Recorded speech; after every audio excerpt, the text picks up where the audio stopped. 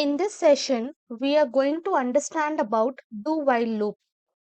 In our previous session, we have understood what is while loop. I will just show you. Inside while loop, first condition will be checked. If the condition is false, the loop will be terminated. If the condition is true, the loop will keep on executing. As soon as it becomes false, I will come outside of the loop. In do-while loop, what happens? This is the working of do-while loop. First, I will be having the body. I will be having do while loop. Inside this do while loop, what happens? First, the body will be executed, then the condition will be checked. Once the condition becomes false, I will come outside of the loop. If the condition is true, I will keep on executing the loop. Okay, in while loop, first condition will be checked, then I will come inside the loop. In do while loop, even if the condition is failed for the first time, at least once, the loop will execute. Okay, this is the working flow. First, I am having body, then the condition will be checked. If the condition is false, it will terminate. If the condition is true, it will execute. Again, it will check for the condition. If it is true, it will execute. If it is false, it will terminate. Okay, let us see the example. Now, this is our tutorial 50. Do while loop will always be executed at least once because the condition is checked later. Even if the condition is false, because the code block is executed before the condition is tested. Okay, I will be showing you. And also we are going to see one program to add numbers until the user enters 0. Now let us start with do while loop. Let number is equal to 0. I have just defined this one. This will be the syntax do, and inside this I can just display this one log num. And after this body, I will be checking for the condition here. We will be writing here while num is greater than or equal to 10. And here I'm just going to increase the value of num. Now here I have incremented the value of num. So the result what I got, first the value of num is 0. So it will come inside the loop. You can see now the value of num is printed, that is 0. Now it will check for the condition. 0 is greater or equal to 10. The condition fails, it will stop. Now if I just display the value of num here, num, I will save this. Now you can see the value of num I have incremented here. So the recent value of num is 1. But here the condition failed, so it stopped. Now if I just write here less than, I will just comment it out. I will save this. Now you can see the loop keeps on executing. You can see the number. You can see my loop keeps on executing. I'm just going to stop this. And also I'm just going to stop this because this condition will always be true. Now I'll just open this VS Code editor. See, once a loop goes at infinite, it will keep on executing and it will be taking high CPU utilization. Now you can see my browser has crashed because of that. Again, it is executing. Let me just comment it out. I will save this. Now here, as my condition is executing again and again, so the loop is not starting. I will come here. I will paste the condition here. Okay, I'm just incrementing the value of num. So now the value is 0. First, the value of num is 0. So I will get here. The value is incremented. Now I will check for the condition. 1 is less than or equal to 10. Yes, it is. Again, it will check for the condition. 1 will be displayed now. It will increase the value to 2. 2 is less than or equal to 10. Yes, it is. So until 10, it will keep on incrementing and I will get the value till 10. After that, now num is incremented to 11. 11 is less than or equal to 10. It is false. So it will come outside of the loop.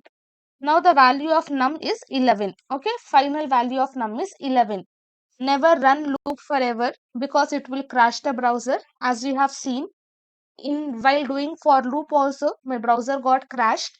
Here also my browser got crashed. because it will be taking more memory and the program gets stuck. Not only our program, our browser will also get crashed. So never repeat this one. I'm just going to remove the condition. Now this is about do while loop. Even if the condition is fails, at least one time I will be getting the result. Now if I give here 100, now 100 is less than 10 and also 100 is not equal to 10. The condition is failed. But here at least one time I will be getting the result. Now let me just comment it out. You can see at least one time I have come inside the body. The data is printed. Now the value is incremented. Now it will check for the condition. 101 is less than or equal to, the condition failed, it stopped executing. So in while loop, as soon as the condition fails, the loop terminates. But in do while loop, even if the condition is false, it will execute at least one time because the condition is checked later after executing the body. Now let's see about this program. Program to add numbers until the user enters 0. Okay, you can try by yourself as well. I will be giving let num, and also I'm just going to give sum is equal to 0. I am just initializing the value as 0. Now I will be using do while loop. Now I just want to enter the data. So num is equal to, I will be using prompt. Inside this I will write enter a number. Now when we are using prompt and when we check for the data type of this one, it will be string. So I just want to convert into integer. So I will be writing here parse int. So now whatever data I have entered, that will be converted to number. I will be entering a number here. Now inside this sum is equal to sum plus num. Okay, whatever data I am having, I just want to add here. After this, I just want to check for the condition. If number whatever I have entered, if it is not equal to 0, only then I should execute this one. As soon as I give 0, I should come outside of the loop and I should be displaying the sum. I will save this. Now I will enter 1. Okay. I will enter 2. Okay. I will enter 3. Okay. 1 plus 2 plus 3. I should be getting the result as 6. Now I will give the value of num as 0. Num is not equal to 0. The condition is false. I will click on OK. Now the output should be 6. I have initialized the value of sum to 0. I have just defined num. I am just giving the numbers and I am just adding whatever number I have given, that plus sum. And here I am just checking for the condition. If my num is not equal to 0, if I give 1, 1 is not equal to 0, yes, it is true. So it will ask for the number. 2 is not equal to 0, again it will ask for the number. 3 is not equal to 0, again it will ask for the number.